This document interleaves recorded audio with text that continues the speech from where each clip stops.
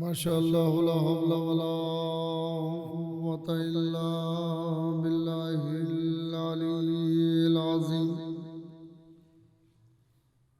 अऊज़ु बिल्लाहि मिनश शैतानिर लईनिर रजीम। बिस्मिल्लाहिर रहमानिर रहीम। अल्हम्दुलिल्लाहिल्लज़ी हदाना लिहाज़ा वमा कुन्ना लिनहतदिया लौला अन हदानल्लाह। लक़द जाअत रुसुलु रब्बिना बिल हक़ वस्सलातु वस्सलामु अला सय्यिदिल अंबिया'i वल मुरसलीन सय्यिदिना व नबिय्यिना मौलाना बिल क़ासिम मुहम्मद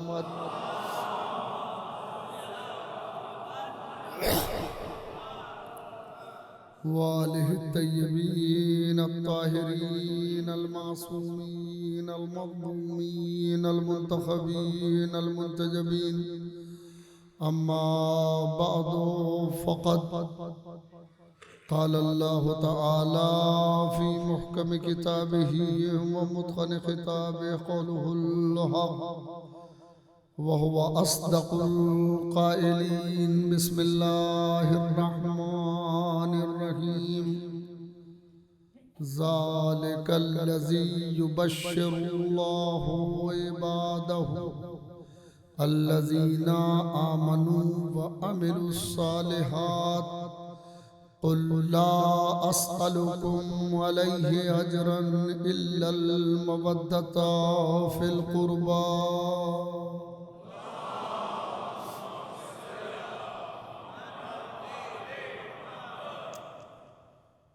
सूरह शूरा की आयत है और इस आयत के अंदर परवरदिगार आलम ने एक बयान जारी फरमाया और इस बयान को आये मवद्दत कहा जाता है। आमतौर पर हमारे यहाँ जब मजालिस का उन्वान बनती है यह आयत तो यहीं से तिलावत की जाती है। क़ुल ला अस्अलुकुम अलैहि अजरन इल्लल मवद्दता फ़िल क़ुर्बा। मगर आयत यहाँ से नहीं है, आयत यहाँ से है जो मैंने शुरू किया है। यहाँ से अगर तर्जुमे पर नजर की जाए तो ये बहुत अहम पैगाम है। ज़ालिकल्लज़ी युबश्शिरुल्लाहु इबादहु। इसीलिए इसी वजह से यही सबब है कि अल्लाह अपने बंदों को बशारत देता है। इसी सबब से युबश्शिरुल्लाह अल्लाह बशारत देता है इबादा अपने बंदों को। अल्लज़ीना वो बंदे कि जो ईमान लाए और नेक अमल अंजाम दिए। अरे तवज्जो, ये बशारत है, खुशखबरी है उन लोगों के लिए जो उसके बंदे हैं और उनकी पहचान ये है कि वो साहिब ईमान भी है और साहिब अमल सालेह भी है। अहले ईमान और अहले आमाल दोनों को खुदा ये बशारत देता है। तो इसके मानी ये है कि जो बशारत आने वाली है वो बशारत सबका मुकद्दर नहीं है। सलावत पढ़े मोहम्मद व आले मोहम्मद पर। वो बशारत जो माबूद देने वाला है वो बशारत सबके लिए नहीं है। युबश्शिरुल्लाहु इबादहुल्लज़ीना, अल्लाह बशारत देता है, खुशखबरी देता है अपने उन बंदों को अल्लज़ीना आमनू व अमिलुस्सालिहात कि जो ईमान लाए और उन्होंने नेक अमल अंजाम दिए। अब बशारत क्या है? कुल ला अस्अलुकुम अलैहि अजरन, ए मेरे हबीब तुम कह दो कि कि मैं तुमसे रिसालत का अज्र, तबलीग रिसालत का अज्र कुछ भी नहीं चाहता। इल्लल मवद्दत फिल कुर्बा, सिवाय कुर्बा की मवद्दत के, कुर्बा की मवद्दत के तुमसे कोई अज्र रिसालत मैं नहीं चाहता। और यहाँ पर अगर गौर करेंगे तो आपको एक अच्छी सी चीज नजर आएगी। कुल ला अस्अलुकुम, मैं तुमसे सवाल, कुल के मानिए कह दीजिए, ला अस्अलुकुम, ला अस्अलु नहीं मैं सवाल करता, कुम तुमसे, कुल ला अस्अलुकुम मैं तुमसे कोई सवाल नहीं करता, अलैहि इस तबलीग रिसालत पर, अजरन किसी अजर का, तुमसे किसी अजर का सवाल नहीं करता, किसी अजर का सवाल नहीं करता। आयत यहीं पर है और यही बात कह रही है कि मैं तुमसे किसी अजर का कोई सवाल नहीं करता। लेकिन आयत का लहजा बता रहा है कि कुछ लोग आए थे अजर देने के लिए। अरे सलवातो पढ़े मोहम्मद वाले।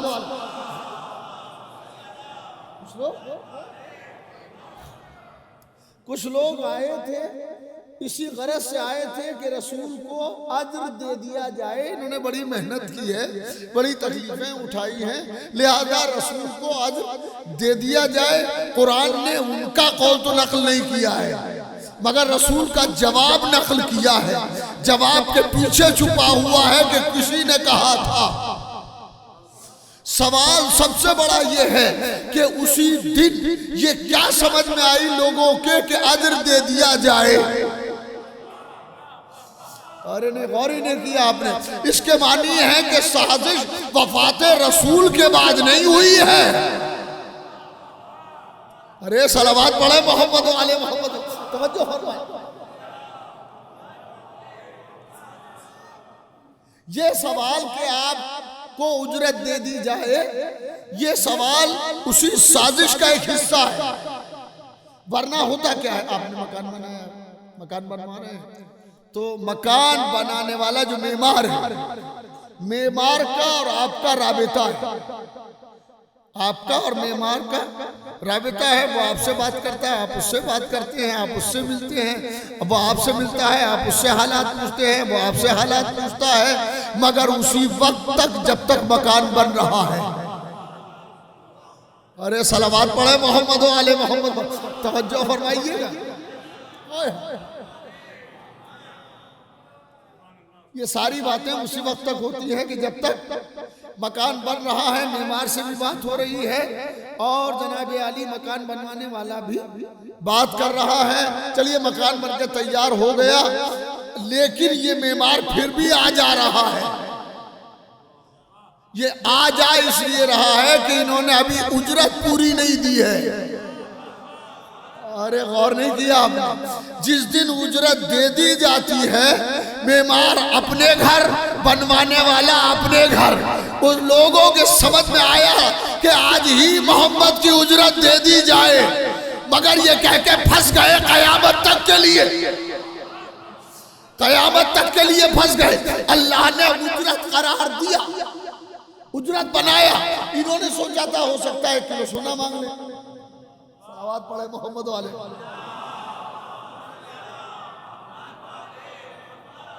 मादापरस्त लोग हैं, हो सकता है सोना वोना मांग ले, और हो सकता है जरा रूहानियत अगर जागी तो कहेंगे 1000 अगर नमाज पढ़ देना जरूरी सालत। भाई ने पता नहीं था। हाय हाय हाय हाय, ये दूसरी ताक में है, खुदा और ताक में है। खुदा ने ऐसा घेरा कि कयामत तक अजर रिसालत देते रहेंगे, और अगर न देंगे तो गिरफ्तार हो जाएंगे। अजीब अजब मसला। इन्होंने ये सोचा कि मसला खत्म हो जाएगा, आज ही अजर रिसालत दे के खत्म कर देते हैं। ना हमारा तुमसे कोई लेना देना, ना तुम्हारा हमसे कोई लेना देना। तुमने तबलीग की थी, खैर हमने तबलीग को कबूल कर लिया, अब हम जाने और अल्लाह जाने। गौर ही नहीं किया, मैं तो बहुत बड़ी बात कहते गुजर गया। अब हम जाने। और आज जो ये ज़हनियत है कि वसीले की जरूरत नहीं है, ये वही ज़हनियत है जो बोल रही है। सलावत पढ़े मोहम्मद वाले मोहम्मद।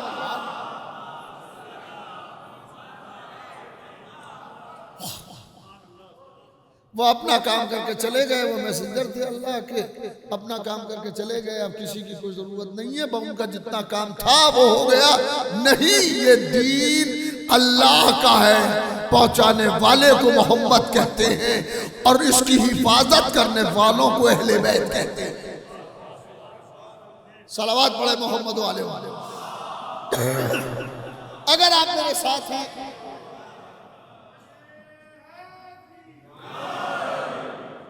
मंजिल ब मंजिल थोड़े थोड़े कदम उठा करके हम मंजिल की तरफ चलते हैं, क्या ख्याल है? ठीक है ना?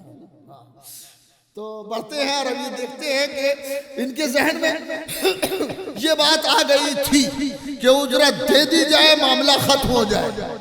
मगर ये देने का सवाल तो किया, मगर अल्लाह ने कहा तो सही, तुम दोगे उजरत, हम ऐसी उजरत करार देंगे कि जब तक तुम्हारा लहू पाक न हो। अरे मैं क्या कह रहा हूं, सलावत पढ़े मोहम्मद वाले मोहम्मद पर।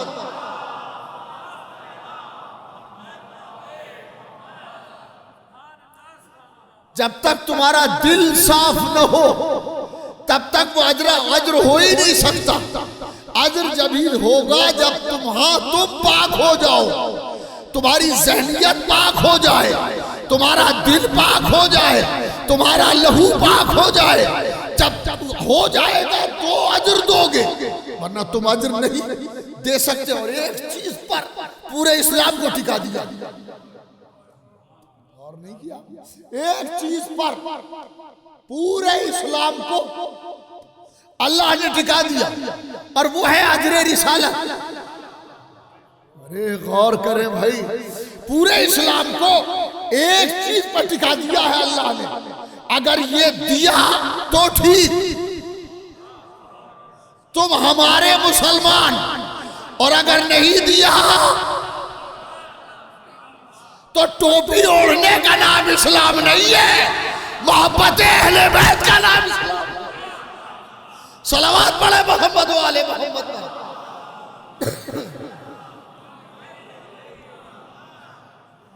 बहुत बड़े मुफक्किर ने एक बात कही थी, कहीं और न ले जाइएगा, मुझ तक भी ऐसे ऐसे पहुंची है जैसे बुजुर्ग सुना देते हैं कि लोगों ने सोचा कि दाढ़ी रख लो यही इस्लाम है, और दाढ़ी इतनी तवील हुई कि इस्लाम उलझ गया। अरे ख्याल रहे, दाढ़ी से इस्लाम नहीं पहचाना जाता, इस्लाम से दाढ़ी पहचानी जाती है। सलावत पढ़े मोहम्मद वाले मोहम्मद पर। तवज्जो है, मिलजुल के सलावत पढ़े।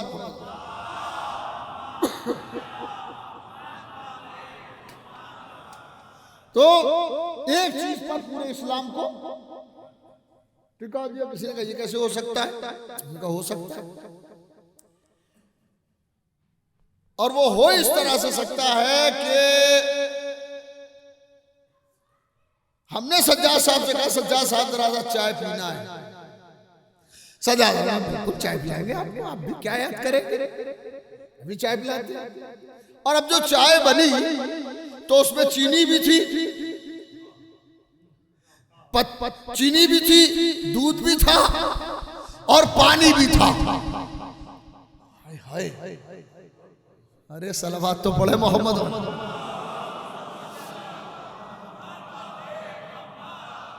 इससे आसान जबान में नहीं होता। सलावत पढ़े मोहम्मद वाले वाले।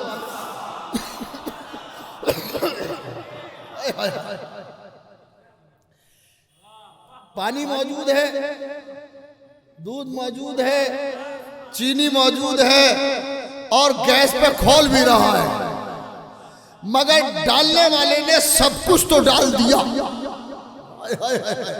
मगर वो पत्ती रह गई।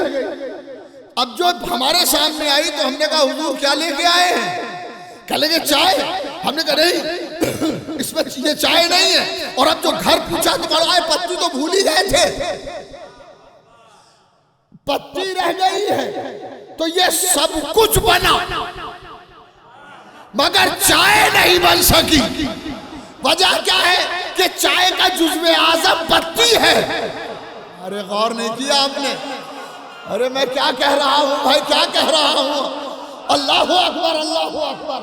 सलावत पढ़े मोहम्मद व आले मोहम्मद।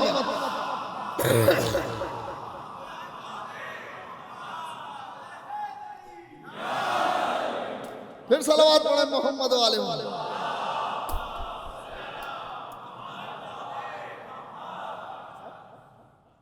अब ये देखें, जो बात कह रहा हूं वो पहुंच जाना चाहिए कि साहब पानी अकेला था, थोड़ी सी उसमें शक्कर डाल दी और उसमें पत्ती डाल दी। दूध नहीं है मगर चाय है। अरे क्या कह रहा हूं भाई, क्या कह रहा हूं मैं? सलवात तो पढ़े मोहम्मद व आले मोहम्मद। तवज्जो है?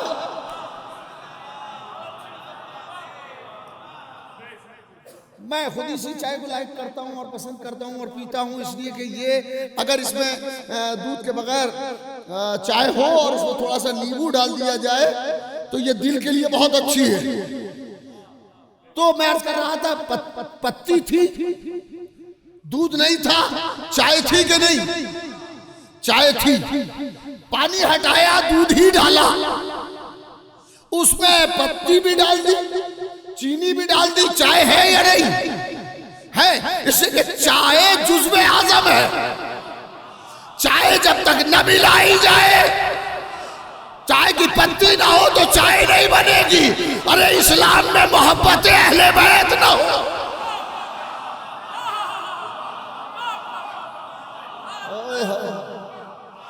सलावत पढ़े मोहम्मद व आले मोहम्मद पर। तवज्जो फरमाए।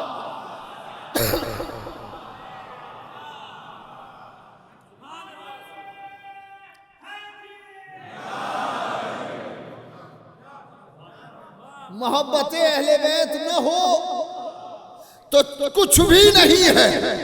और उसकी दलील मेरे पास अपनी किताबों से भी है और बरादरान अहले सुन्नत की किताबों से भी है। चुनाचे इमाम शाफई का कौल कौन नहीं जानता कि आए आले मोहम्मद, तुम्हारे शरफ के लिए यही क्या कम है कि अगर कोई तुम पर नमाज में दुरूद न पढ़े। मेरे साथ है ना, मेरे साथ रहे। बहुत दूर जाना है, बहुत दूर जाना है। सलावत पढ़े मोहम्मद वाले।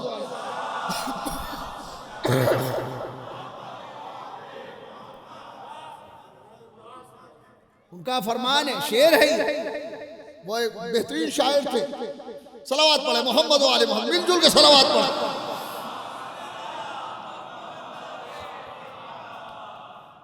बहुत बड़े शायर थे इमाम शाफई। और उन्हीं ने फरमाया, एक शेर है उनका, उसी में उसका तर्जुमा मैं अर्ज कर रहा हूं कि ए आले मोहम्मद, ए आले मोहम्मद। अहले बैत भी नहीं कहा, अहले बैत को कहीं और खींच के ले जाते। अरे नहीं नहीं, गौर नहीं किया आपने। अहले बैत नहीं कहा, अहले बैत कहते तो और भी लोग शामिल होने को तैयार हो जाते, जबकि जानते हैं जब उम्मे सलमा जैसी नहीं आ सकती। नहीं नहीं नहीं नहीं, अहले बैत में उम्मे सलमा जैसी नहीं आ सकती। यानी मैं इस पर रुकूंगा नहीं, बस थोड़ा एक जुमला कह के आगे बढ़ो। अहले बैत में उम्मे सलमा, अहले बैत वो है जो चादर के नीचे है। घर वालों को अहले बैत नहीं कहते, बैत में बैत वालों को अहले बैत कहते हैं, तो नहीं कहते। और जब उम्मे सलमा गई, अब मैं कहता हूं ये भी तौफीक थी उसकी दी हुई कि जाओ, ताकि सवाल की कोई गुंजाइश ही न रह जाए। वरना ये होता, अरे हम होते तो जाते और रसूल बुलाते। अरे गौर करें भाई। सलावत पढ़े मोहम्मद व आले मोहम्मद पर।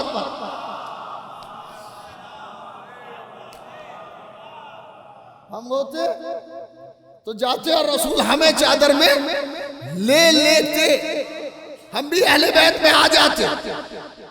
अहले बैत का मसला ही अलग है। अहले बैत है, रिश्तेदारी को अहले बैत नहीं कहते। चले मुझे अचानक याद आ गए हैं एक शायर गौहर शेखपुरी, बड़ा शायर था, बिहार का शायर, बड़ा प्यारा, बहुत अच्छे लहजे का, मजबूत लहजे का कहने वाला। बनारस में जॉब करते थे, हम भी वहाँ पढ़ते थे। तो उन्होंने अपनी एक गजल सुनाई और फिर उसके बाद एक मनकबत उन्होंने सुनाई। उसके दो शेर मुझे याद रह गए हैं कि यूं मुंजमिद उदू थे सदाए रजस के बाद। देखें अगर सुने तो मैंने महसूस किया कि आपने शेर पढ़ रहे थे और लोग उसमें डूबे हुए थे, सुन नहीं रहे थे, डूबे हुए थे। तो चाहता हूं कि मैं सुना दूं कि यूं मुंजमिद उदूत सदाए रजस के बाद जैसे जमी हो बर्फ दिसंबर के आसपास।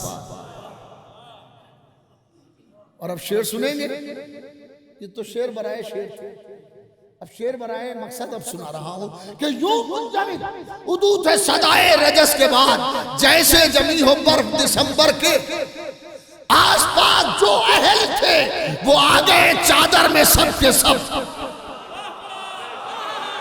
अरे कुछ रह नहीं गया है, कुछ रहा नहीं है, पूरा मिसरा हो चुका। सलावत पढ़े मोहम्मद वाले मोहम्मद, या अली या अली, अल्लाहु अकबर।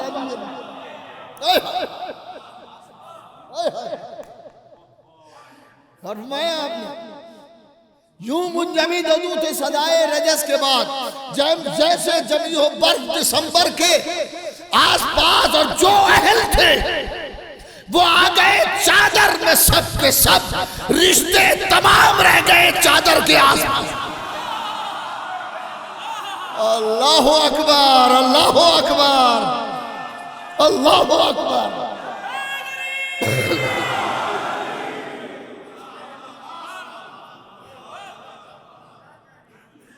रिश्ते तमाम रह गए चादर के आसपास, रिश्ते तमाम रह गए। सलावत पढ़े मोहम्मद वाले मोहम्मद।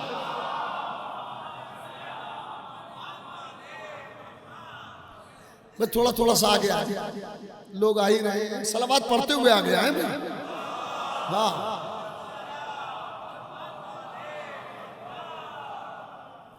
इब्ने अली भाई थोड़ा सा आप इधर मेरे पास जितना मुझसे करीब हो जाएंगे, बस आप जानते हैं कि हम भी जाट में हैं और आप भी जाट में हैं, बाकी आगे सब खैरियत है। अरे वो रसूल को भी यही याद आते थे। सलावत पढ़े मोहम्मद वाले मोहम्मद। सुनिए,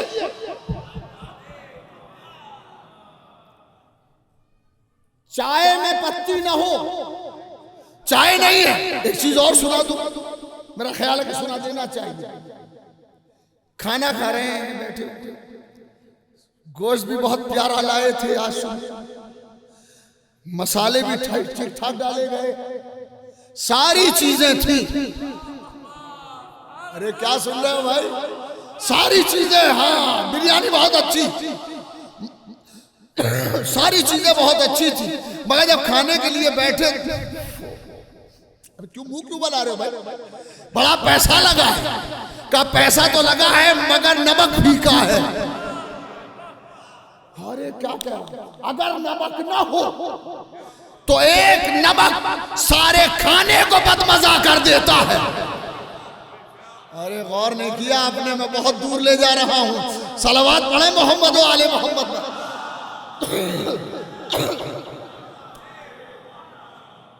सारा खाना एक तरफ, अगर नमक नहीं है, नमक नहीं है तो बेकार हो जाएगा खाना। अरे क्या इतनी लागत लगी, मजा नहीं आया। मजा क्यों नहीं आया, नमक ना था, नमक न था। इसके मतलब ये हुआ कि खाना उसी वक्त मजा देता है जब उसमें नमक मौजूद हो। खाना उसी वक्त मजा देता है जिस वक्त उसमें नमक मौजूद हो। खाने का नमक और है।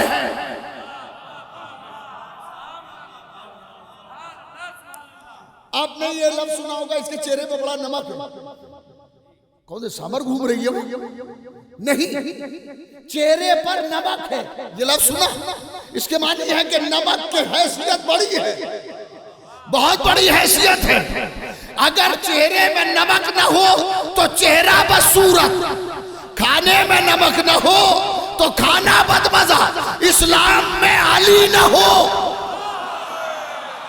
अरे क्या कह रहा हूं भाई, क्या कह रहा हूं? सलावत पढ़े मोहम्मद व आले मोहम्मद पर।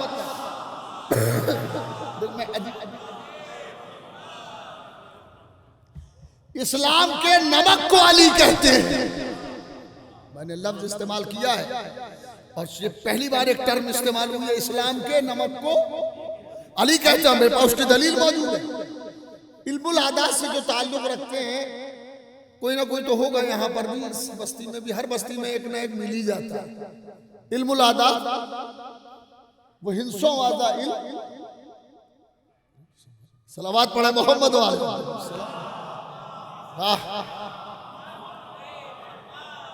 फिर मिलजुल के सलावत पढ़े मोहम्मद वाले वाले।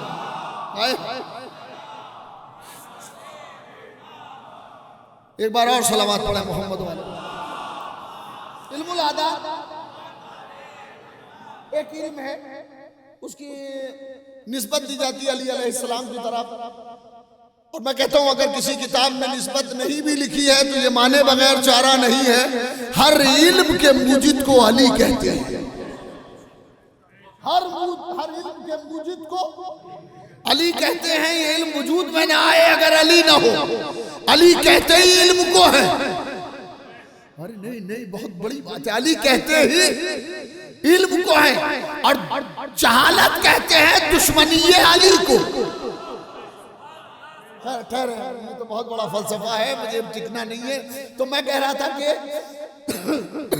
इल्मुल आदात एक इल्म है और बहुत बड़ी उसकी हैसियत है। और हर बस्ती में कोई ना कोई एक न एक मिल जाता है इल्मुल आदात से ताल्लुक रखने वाला, उसका जानने वाला। अब ये मैं आपकी खिदमत में अर्ज करता हूँ, नमक में हर्फ कितने हैं? 3। नून मीम, नून मीम। नून के आदद हैं 50, मीम के आदद हैं 40। कितने हुए? है? और काफ के आदद हैं 20।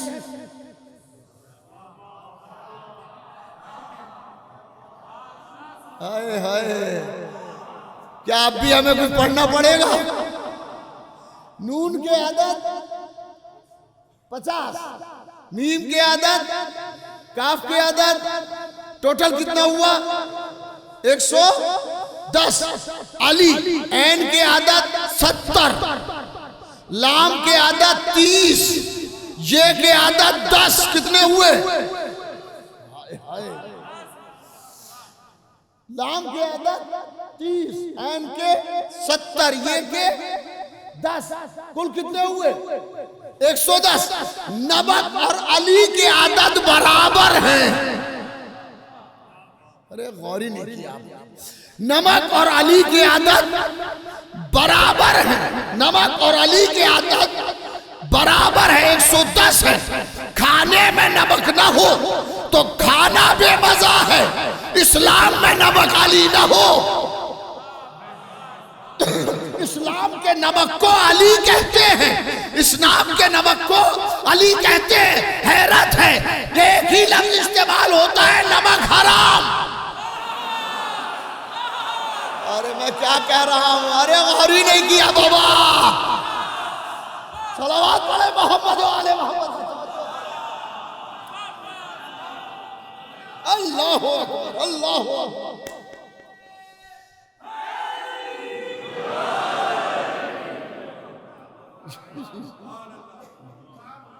आपने कभी सुना मीठा हराम? सुना? आपने पानी पिलाया था, उसने पानी को हलाल नहीं किया, आपने कहा पानी हराम? नहीं, नमक हराम है। नमक हराम है। यह असल में एक इशारा है कि इस नमक से उस नमक को पहुंचो जिसे अली कहते हैं। तुम कलमा भी पढ़ते हो, अली की दुश्मनी भी करते हो। सलावत पढ़े मोहम्मद वाले मोहम्मद। कैसे कलमा पढ़ने वाले हो? बुलंद आवाज से सलावत पढ़े मोहम्मद वाले।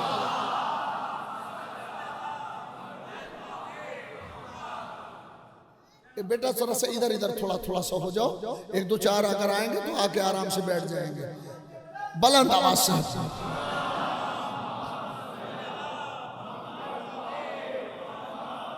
और अब सवाल ये पैदा होता है कि इस्लाम के नमक को अली कहते हैं, अली कहते हैं। इस्लाम ने अली के अलावा किसी को रिकॉग्नाइज ही नहीं किया है।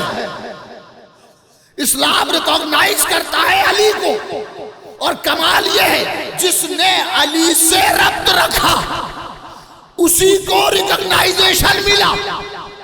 अरे गौर ही नहीं किया आप, जिसने अली से राबिता रखा वही रिकॉग्नाइज्ड पर्सन है, वरना किसी को नहीं। दलील देता चलो, दलील अजीब यह है कि कोई 8 दर्जे पर है ईमान के। अरे गौर नहीं किया आपने, कोई 8 दर्जे पर है, तवज्जो फरमाए, और कोई ईमान के 9 दर्जे पर है, कोई ईमान के 10 दर्जे पर है, 10 से आगे कोई है। अरे गौर तो करें, 10 से आगे कोई है ही नहीं। कोई ईमान के 8 दर्जे पर है, कोई 9 दर्जे पर है, और कोई 10 दर्जे पर है। एक ही है जो कुल के दर्जे पर है। अरे गौर नहीं किया, अली कुल्ले ईमान है, अली कुल्ले ईमान। अली एक सलावत सोचे बहुत दूर लेके जाऊंगा। अली कुल्ले ईमान है, अली कुल्ले ईमान है। जितने मोमिन हैं, जितने वो इसी कुल का जुज हैं। गौर कर रहे हैं आप, जितने मोमिन हैं वो इसी कुल का जुज है। जुज अगर कुल को छोड़ दे तो अपनी हैसियत खत्म कर देगा। हाय हाय, अरे सलावत पढ़े मोहम्मद वाले वाले। जुज अगर कुल को खत्म, जुज अगर कुल से हट जाए तो अपना वजूद खो देगा। कुल का कुछ नहीं बिगाड़ेगा, कुल का कुछ बिगड़ता भी नहीं है। कुल तो कुल रहता है, कुल तो कुल रहता है। और ये ख्याल रहे कि अली कुल्ले ईमान है। इसी कुल के बाप को, नए लफ्ज ही नहीं इस्तेमाल किया मैंने, इसी कुल्ले ईमान के बाप को अबू तालिब कहते हैं। सलावत पढ़े मोहम्मद वाले मोहम्मद पर। तवज्जो है आपकी। और अब मैं गुरेज कर रहा हूं, बढ़ रहा हूं उसकी तरफ जो मेरा मौजू है कि अली कुल्ले ईमान है। अली से बड़ा किसी के पास ईमान नहीं, अली से ज्यादा कोई शजा नहीं, अली से बड़ा कोई आबिद नहीं, अली से बड़ा कोई सखी नहीं, अली से बड़ा कोई साहिबे इरफान नहीं। सारी सिफतें अली में हैं। अली से बड़ा कोई बहादुर नहीं। सारी चीजें हैं ना, सारी चीजें हैं। मियां तुम हमारे बराबर के नहीं हो। ये आती है बातें कि नहीं आती? तुम्हारे रिश्तेदारी कैसे कर, तुम हमारे बराबर के नहीं हो, यानी बराबरी ढूंढी जाती है। हाय हाय हाय हाय हाय हाय हाय हाय हाय। अज़मत फातिमा को सलाम करे, बड़ी बात है। अली कुल्ले ईमान, अली अश्शे आलम, अली सबसे आला। पैगंबर ने फरमाया अगर अली ना होते तो फातिमा का कोई कुफ ना होता। अल्लाहु अकबर, अल्लाहु अकबर।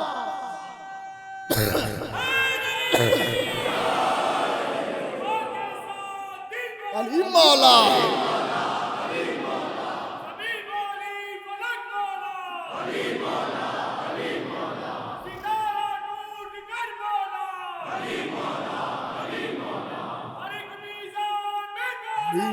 अली मौला, अली मौला।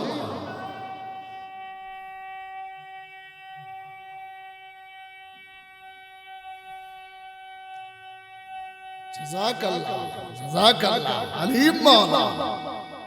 है।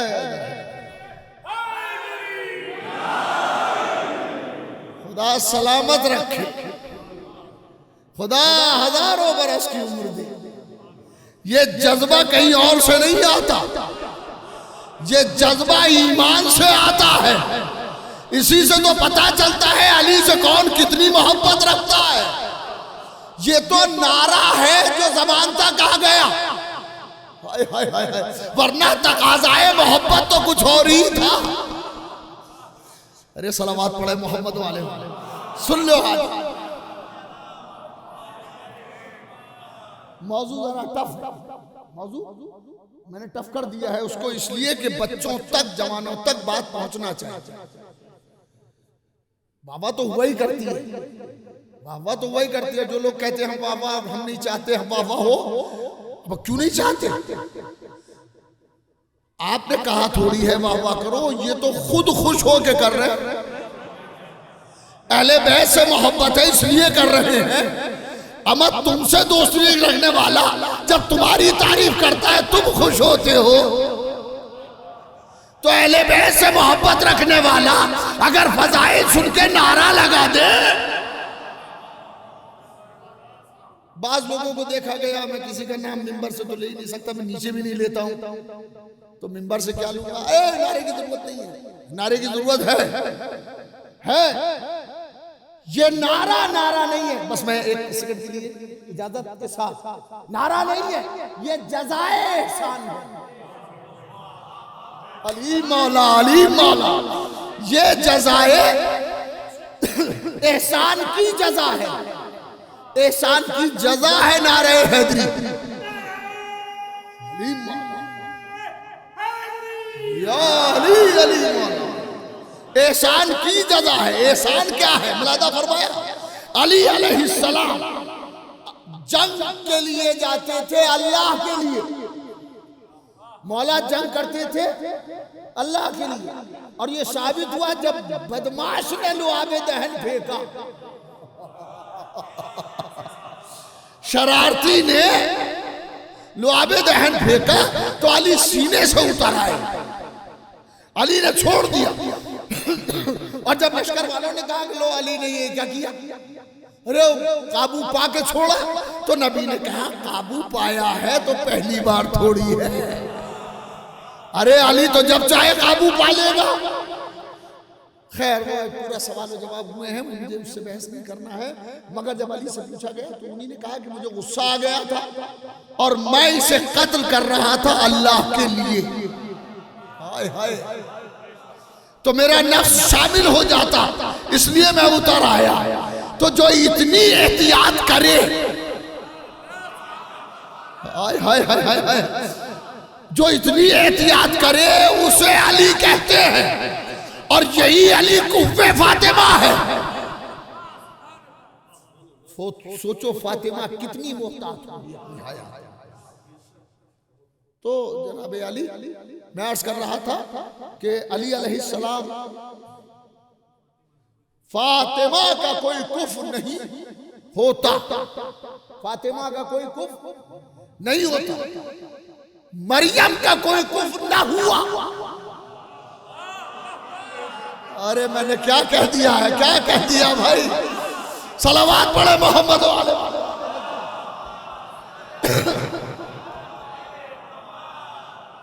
जनाब मरियम नाकत खुदा दुनिया से गई, शादी नहीं हुई, बच्चे की बहस नहीं कर रहा हूं, शादी जनाब मरियम की नहीं हुई। क्यों? कोई कुफ्र न था, कोई कुफ्र नहीं था, कोई कुफ्र नहीं था, इसलिए जनाब मरियम की शादी नहीं हुई। और अली कुफ्वे ज़हरा है, अली कुफे जा रहा है, तो आप मरियम और फातिमा की हैसियत को देखें पहले, तब समझ में आएगा अली क्या है, फातिमा क्या है। इमाम जाफर सादिक अलैहिस्सलाम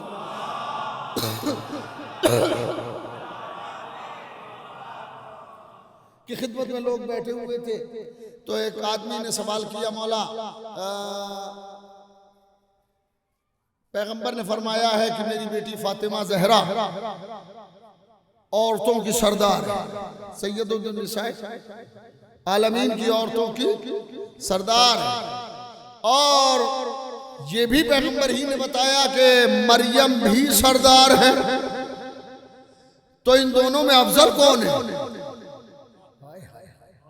इन दोनों में और बेहतर कौन है? और फर्क क्या है इन दोनों में? फर्क क्या है?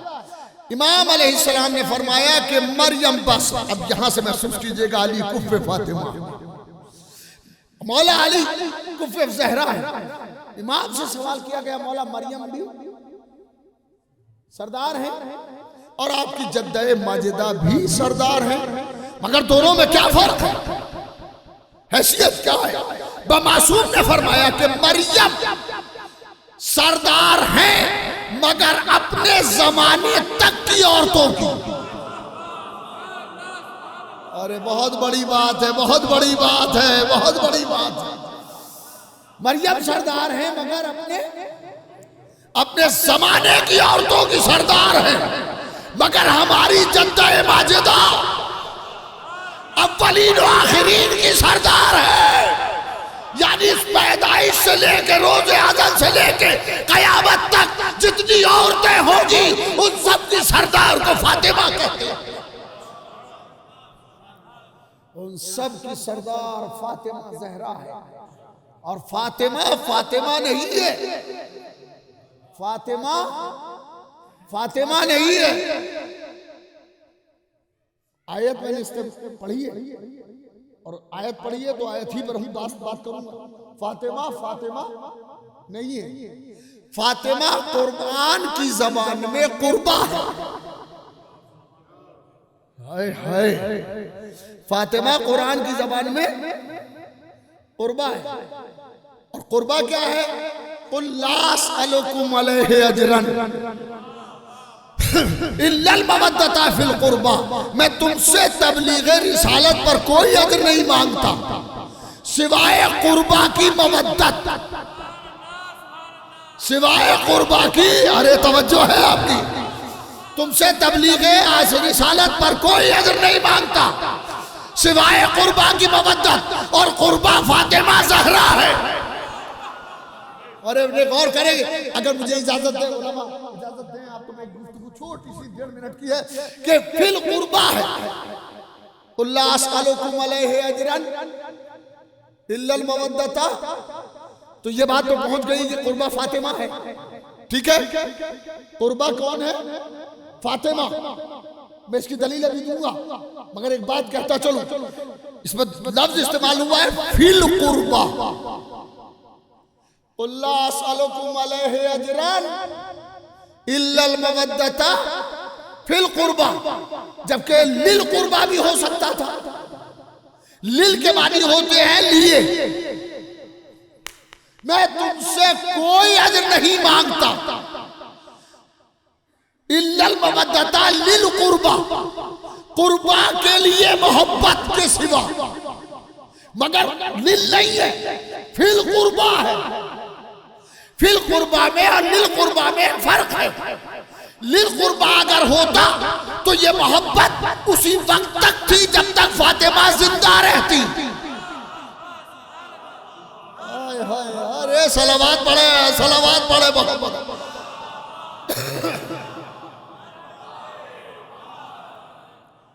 लिल कुर्बा अगर कहा जाता तो इसका मोहब्बत का तकाजा वहीं तक होता जब तक फातिमा जिंदा होती, मगर फिल कुर्बा है, यानी फातिमा जिंदा है तब भी मवद्दत रखो,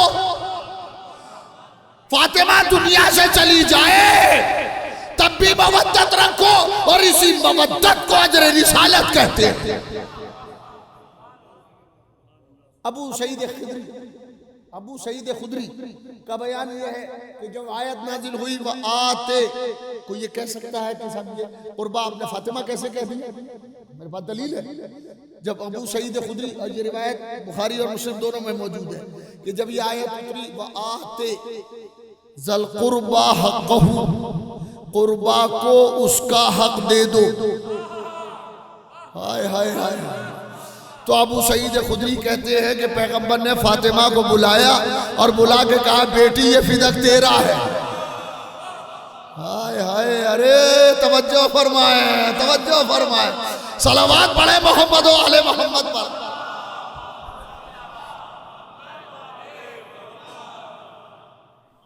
वाते ज़ल कुर्बा हक़हू, और कुर्बा को उसका हक दे दो। तो जब ये आयत उतरी तो फातिमा को बुलाया और बुला के पैगंबर ने फिदक दे दिया। तो बात तय हो गई, कुर्बा फातिमा है। अरे गौर नहीं किया आपने, कुर्बा फातिमा है। यहीं से तो दलील कायम होती है। अगर कोई और बेटी होती, अरे ने गौर ही नहीं किया भाई, क्या कह रहा हूं। सलावत पढ़े मोहम्मद व आले मोहम्मद पर, तवज्जो फरमाइएगा। अगर कोई और बेटी होती पैगंबर इस्लाम सल्लल्लाहु अलैहि वसल्लम की, तो फिदक बांटते हुए पैगंबर दूसरी बेटी को भी बुलाते। और अगर दो को न दे के एक को दे रहे हैं तो खिलाफ अदले नबूवत है। और नबी आदिल होता है, जालिम नहीं होता। अरे क्या कह रहा हूं, क्या कह रहा हूं। अल्लाहु अकबर, अली अली है। अगर कोई और होता, कोई और बेटी होती तो नबी बुलाते। अबे फातिमा को बड़ा सारा भाग दे दिया, छोटा सा दे दे तो मिलेगा। मगर नहीं, कुरान ने कहा वो आते ज़ल कुर्बा हक़हू, कुर्बा को उसका हक दे दो। दो बातें साबित है। पहली बात तो यह कि फातिमा के अलावा कोई कुर्बा नहीं, और दूसरी बात साबित है कि फातिमा के अलावा कोई हकदार नहीं। अरे तवज्जो फरमाए, तवज्जो फरमाए बाबा। सलावत पढ़े मोहम्मद व आले मोहम्मद पर। बस बात तमाम कर रहा हूं, बात तमाम कर रहा हूं, रोकता हूं कि कुर्बा कौन है? हजरत फातिमा। जरा ग्रामेटिकल इसको देख लेते हैं थोड़ा सा। ये उलमा तशरीफ रखते हैं, बोलते हुए जरा सी उलझन सी होती है, मगर ये बहरहाल है। तो ये तस्दीक फरमाएंगे कि कबीर के मानी है बड़ा। कबीर के मानी क्या है? और अकबर के मानी सबसे बड़ा। हाय हाय, कबीर के मानी, अकबर के मानी सबसे बड़ा, मगर मर्द। अकबर सबसे बड़ा मर्द। जब मर्द के लिए सीगा इस्तेमाल करना होगा तो इस्तेमाल किया जाएगा कि वो सबसे बड़ा है, अकबर है, मर्द मर्द। और जब औरत कोई बड़ी हो, सबसे बड़ी, तो अकबर इस्तेमाल नहीं होगा, कुबरा इस्तेमाल होगा। सलावत पढ़े मोहम्मद व आले मोहम्मद। अरे तवज्जो फरमाओ। कबीर बहुत बड़ा, अकबर सबसे बड़ा, कुबरा सबसे बड़ी औरत। खातून के लिए जब इस्तेमाल होगा वल मुअन्नस मिन्हु कुर्बा या कुबरा, उसकी मुअन्नस जो है वो कुबरा आएगी।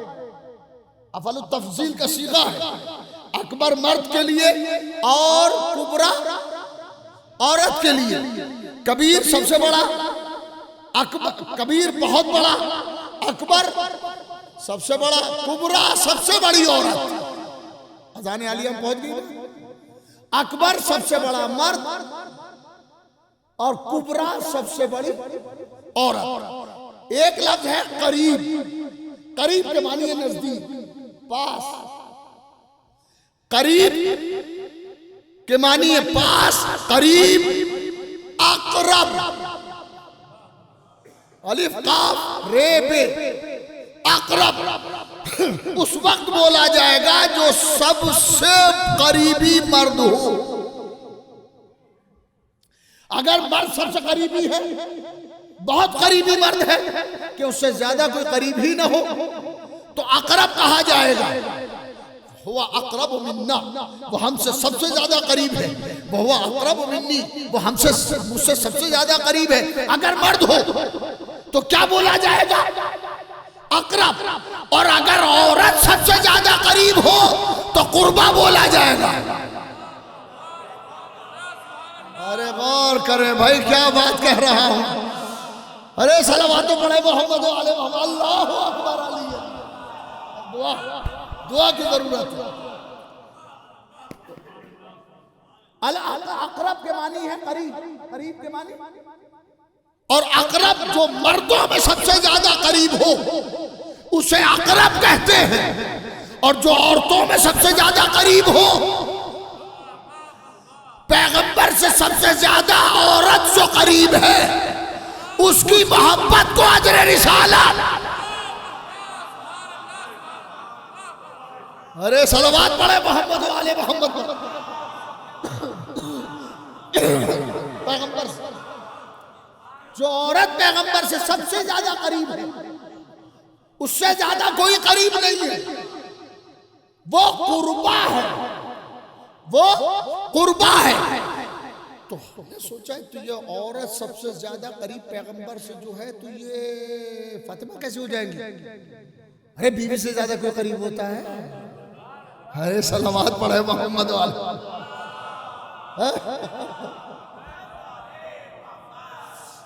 बीवी से ज्यादा कोई करीब हो जाएगा? बीवी के लिए तो अल्लाह ने लफ्ज वो इस्तेमाल किए हैं कि आप सुनेंगे तो दंग रह जाए। कुरानी की इस्तिलाह है, कुरानी ऐसी बातें कहता है। हुन्ना लिबासुल लकुम अंतुम लिबासुल लहुन्ना व हुन्ना लिबासुल लकुम। वो तुम्हारे लिए लिबास है, तुम उनके लिए लिबास हो। तो बीवी से ज्यादा कोई करीब नहीं है। और बाद लोग कहते भी हैं कि सबसे ज्यादा रसूल इनको चाहते थे।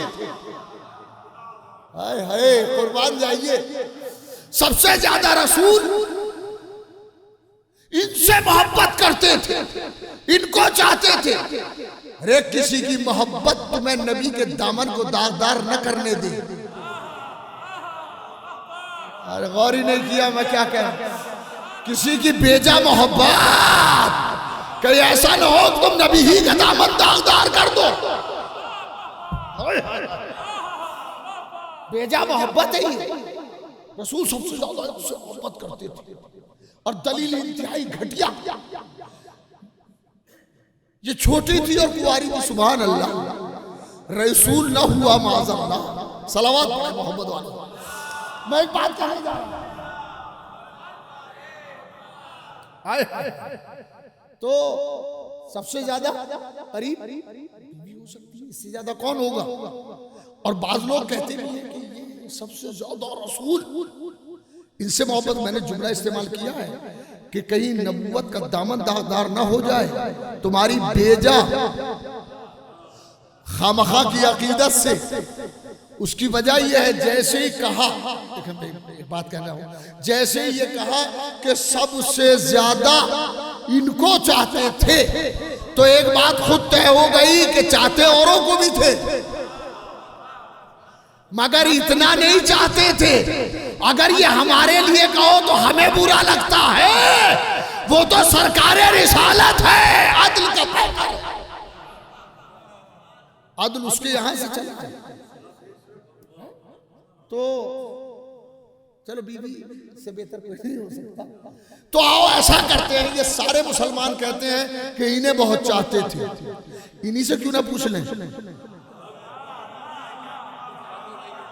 अरे सलावत पढ़े मोहम्मद वाले। अल्लाहु अकबर, अल्लाहु अकबर। वे मिलजुल के सलावत पढ़े पीछे तक।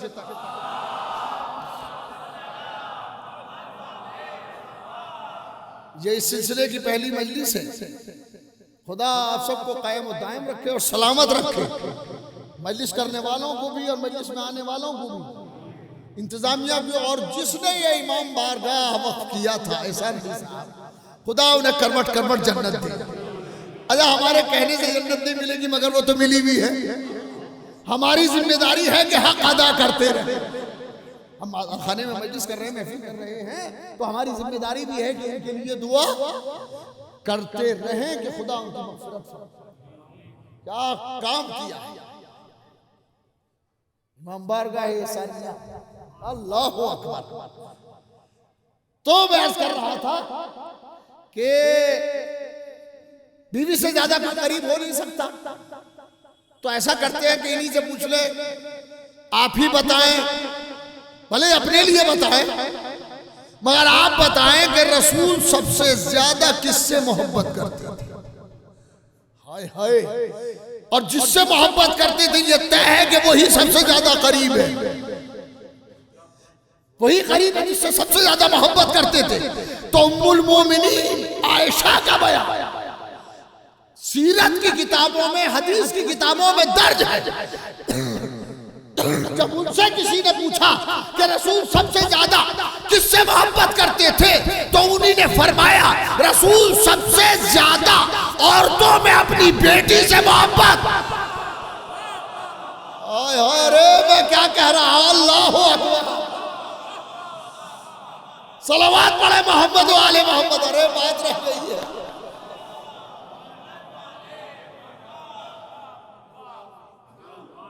उन्हें दोनों शिके बयान किए कि औरतों में सबसे ज्यादा अपनी बेटी फातिमा से मोहब्बत करते थे और मर्दों में सबसे ज्यादा अली से मोहब्बत करते थे। अब तय हो गया कोई फातिमा के अलावा और अली के अलावा। हाय हाय हाय हाय,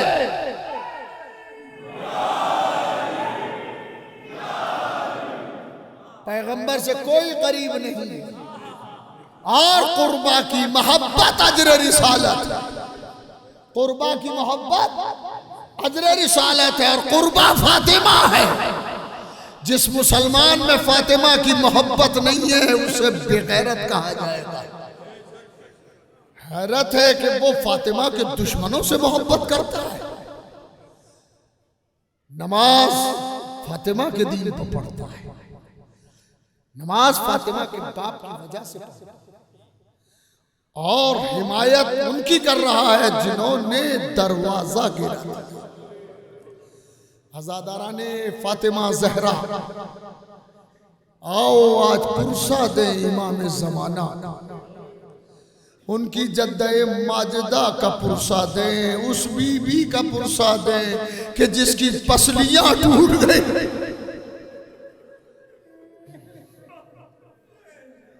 जो दुनिया से गई तो पहलू शकस्ता गई। इमाम ज़माना को पुरसा दे। अरे आप आमतौर पर मजलिसों में सुनते हैं, जब ज़ाकिर मसाइब में पहुंचता है तो कहता आओ फातिमा को हुसैन का पुरसा दे, आओ फातिमा को हुसैन का पुरसा दे। अरे मैं कज़िये को बदल रहा हूं, आओ हुसैन को फातिमा का पुरसा।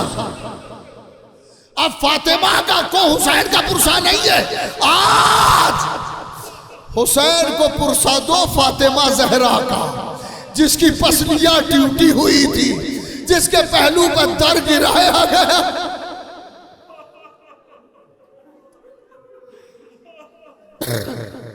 पहलू पर दर का गिरना आसान काम न था, बहुत बड़ा काम था। और फातिमा किसी हाल से थी। बतने फातिमा में एक बच्चा है जिसका नाम मोहसिन है। आजादारों, फातिमा दरवाजे के बिल्कुल पीछे है, और फातिमा के पीछे दीवार, चेहरे के सामने दरवाजा है और पीछे दीवार है। किसी ने दरवाजा खटखटाया और आवाज दी कि अली को निकाल दो वरना घर में आग लगा दूंगा। तो बीबी ने उसका नाम लेके कहा, ए फला के बेटे, क्या तू उस घर को आग लगा देगा जिसमें मेरे नन्हे नन्हे बच्चे हसन हुसैन? उसने जवाब दिया, हाँ मैं उसी घर में आग लगा दूंगा।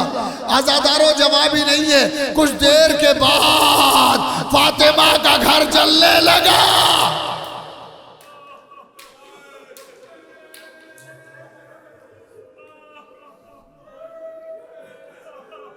रो और आंसू बरसाओ गुर्बत फातिमा पर,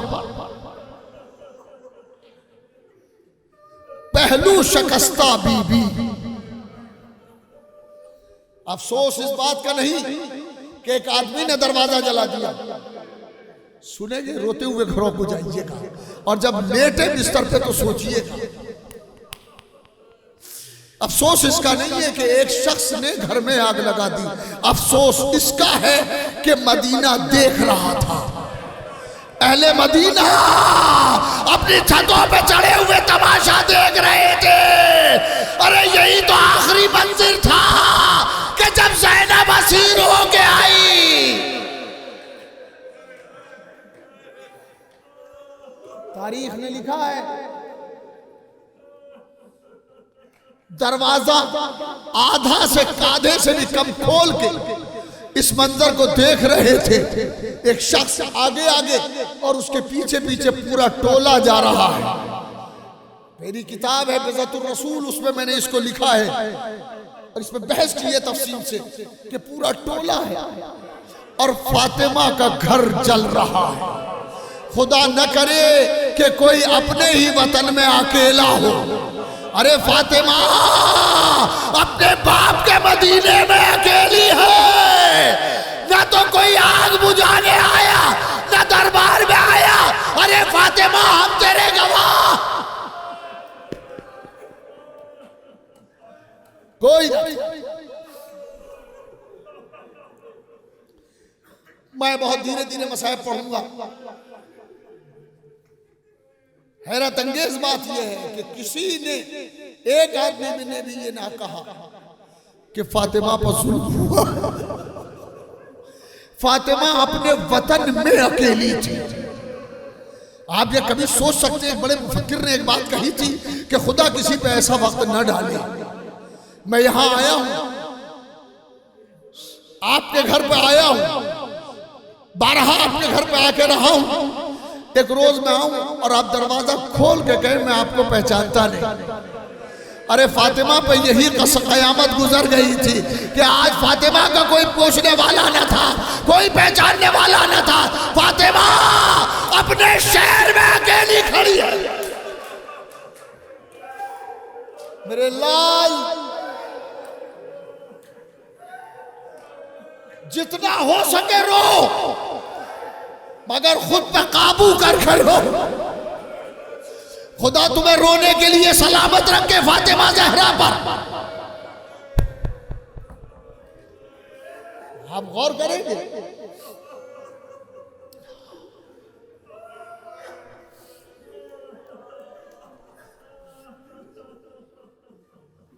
दरवाजे में आग लगाई गई और जलता हुआ दरवाजा, जब दरवाजा जलने लगा बाकायदा, तो जालिम ने पैर से दरवाजे को धक्का दिया और जलता हुआ दरवाजा पहलुए फातिमा पे गिरा। फातिमा की एक घुटी हुई चीख निकली, आसमां मुझे संभाल, मैं दर और दीवार के बीच में पिस गई हूं। आसमां मेरा मोहसिन बाहर आ गया। हे आसमां मुझे बचा।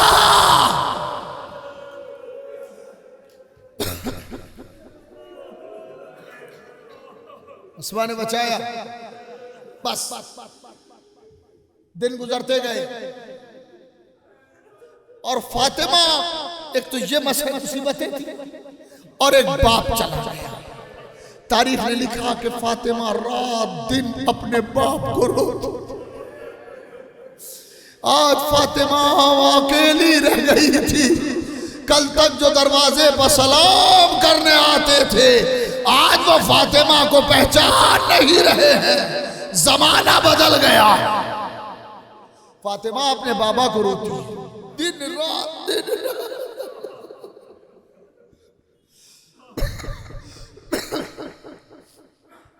एक रोज अली अलैहिस्सलाम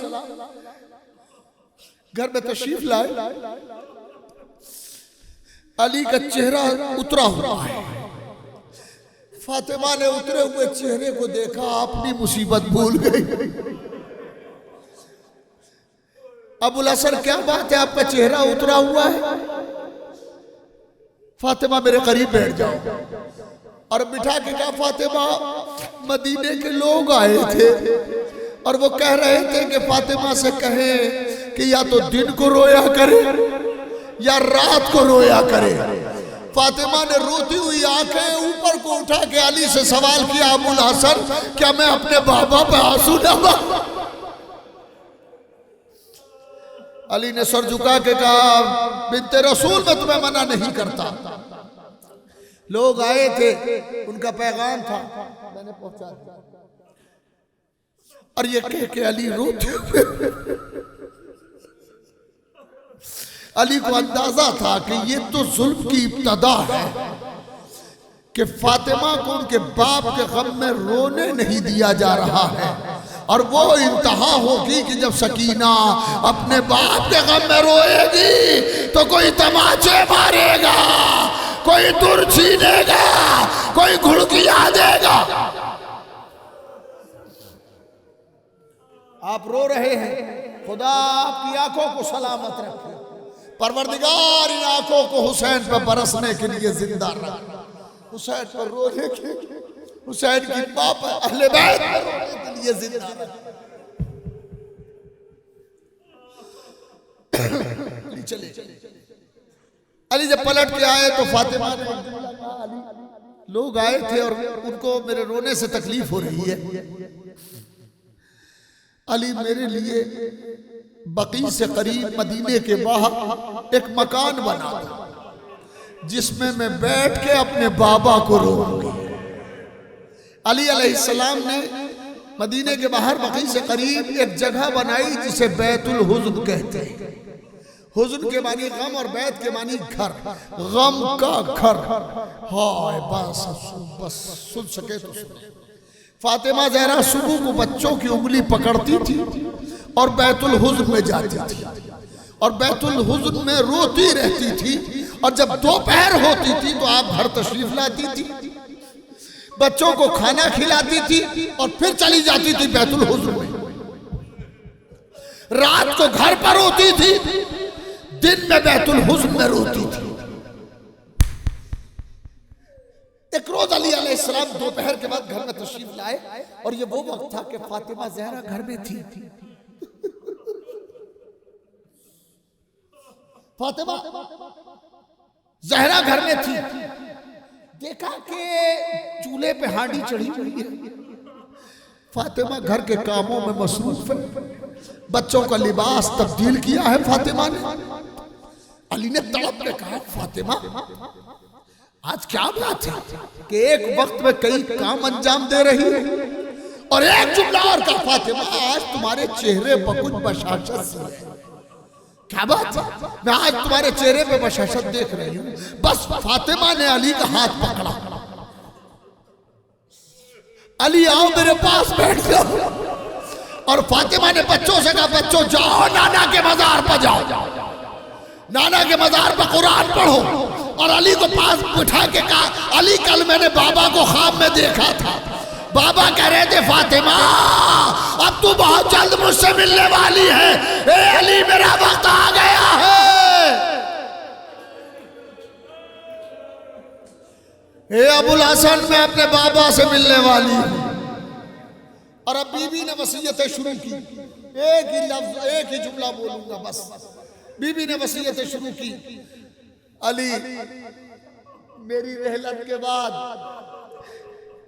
मेरे दुनिया से जाने के बाद मैं ये जानती हूं कि तुम्हें जरूरत होगी औरत की, तो तुम ऐसा करना, फला औरत से शादी करना। वो मेरे बच्चों से बहुत मोहब्बत करती, वो मेरे बच्चों से बहुत मोहब्बत करती है, तुम मुझसे शादी करना। और ए अली मेरे बच्चों से नरमी से बात करना। ए अली मुझे काफूर जन्नत का हुनूद देना। अली मेरी कब्र पे कुरान पढ़ना। अली मेरी कब्र पे कुरान पढ़ने के लिए आना। और उसके बाद अजीब अजीब वसीयतें, बहुत सी वसीयतें करने के बाद अली ने, फातिमा ने अली के हाथ को फिर मजबूती से पकड़ा और पकड़ने के बाद एक जुमला कहा, रोते हुए घरों को जाए, एक जुमला कहा, अली अली अगर मुझसे तुम्हारी खिदमत में कोई कमी रह गई हो तो मुझे मुआफ कर देना। मैं इतना सुनना था, अली तड़प गए। अली ने फातिमा का हाथ पकड़ा, ए बीबी तुम्हें जो तकलीफ हुई है पापा से शिकायत न करना। जज़ाकुम रब्बुकुम अजरुकुम अल्लाह। रो, अरे फातिमा ज़हरा पे गिरिया करो। दिन गुजरते रहे और एक दिन ऐसा आया कि फातिमा ज़हरा ने बस शहादत का एक हिस्सा पढ़ूंगा, बाकी मजलिसें हैं उसमें सुन। एक रोज अस्मा से बीबी ने कहा, अस्मा बच्चे घर पर नहीं है, अस्मा मैं इस हुजरे में जा रही हूं और जब तक मेरी तस्बीह की आवाज आती रहे समझना मैं जिंदा हूं, और जब तस्बीह की आवाज आना बंद हो जाए समझना मैं दुनिया से चली गई। मगर अस्मा एक काम करना, मेरे बच्चे जब घर में आए तो मेरे मरने की खबर उन्हें उस वक्त तक न देना जब तक वो खाना ना खा ले। पहले उन्हें खाना खिला देना, फिर मेरे मरने की खबर देना, वरना मेरे बच्चे खाना ना खा सकेंगे। फातिमा हुजरे में चली गई, अली फातिमा हुजरे में चली गई, अस्मा कान लगा के सुन रही है। जब तक फातिमा की आवाज आती रही अस्मा समझती रही कि जिंदा है। आवाज मध्यम होने लगी और एक वो वक्त आया कि आवाज आना बंद हो गई, आवाज आना ही बंद हो गई। तो एक बीबी ने समझा, उम्मा अस्मा ने समझा कि बीबी दुनिया से चली गई। बस इस तसव्वुर से मकने को फेंका, मकना उतारा, सर बरहना हो गई, आंखों में आंसू हैं, आंसू बह रहे हैं और फातिमा को रो रही है कि अचानक दरवाजे में आहट हुई कि बच्चे आ रहे हैं। अस्मा ने आंसुओं को पोंछा, सर पे मकना रखा और बच्चों के इस्तकबाल में उठी और उठ के कहा, बच्चों आओ। दस्तरखान बिछाया, दस्तरखान पे खाना चुना और खाना चुन के कहा, बच्चों शहजादों खाना खा लो। बस तकरीर का आखिरी दो जुमले। अस्मा बच्चों से कहती, बच्चों खाना खा लो। इमाम हसन ने अस्मा को गौर से देखा और देख के फरमाया, अस्मा तुम तो जानती हो कि हम माँ के बगैर खाना नहीं खाते, पहले ये बताओ कि हमारी अम्मा कहाँ है। हमें खाने की बात ना करो, बताओ कि अम्मा कहाँ है। अस्मा ने कहा, शहजादो अभी बताती हूँ, खाना खा लो। इमाम हसन ने दोबारा कहा, अस्मा बताओ अम्मा कहाँ है। अस्मा ने फिर यही कहा, शहजादो अभी बताती हूँ। बस हुसैन हसन के पीछे खड़े थे, एक मर्तबा आगे आए और आगे कहा, अस्मा तुम पर हमारा कोई हक है या नहीं है।